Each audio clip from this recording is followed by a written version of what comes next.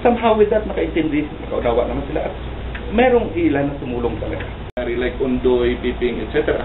But that calamity has provided us the opportunity to render service to our filmmen.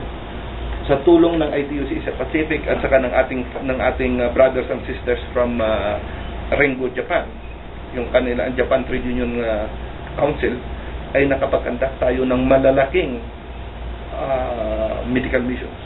We have had the and now as we are having our 23rd National Convention, this is the time that coincides with our 61st founding anniversary.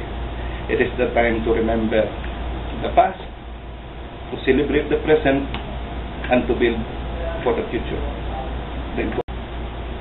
I'm happy to know that FFW is one of the only two labor federation in this country that has been certified, that has been accredited by TESDA na mag-conduct ng skills training.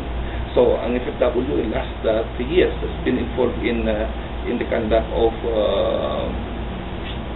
skills training for English for the country. At tingin ko in 5 years, in 10 years time, madali lang yun.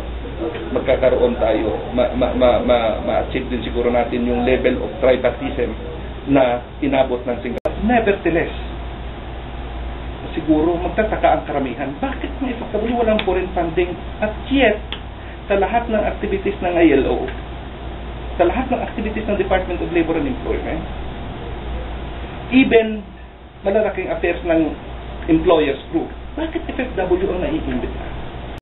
Independent and self-sufficient trade union social movement. And by then, we'll be able to achieve decent work and dignified living for all. Thank you. The whole world na pwede palang tumayo ang isang organisasyon, particularly in FFW, ang kanyang sariling resources from the dues paid by its members.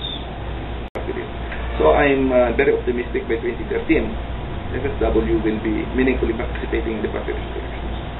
So first time din yun na naganap during these last 5 years. So marami nga tayong isi-celebrate. And important at tayo din ng as FFW, as free workers. And I'm confident lalago yung FFW as a free.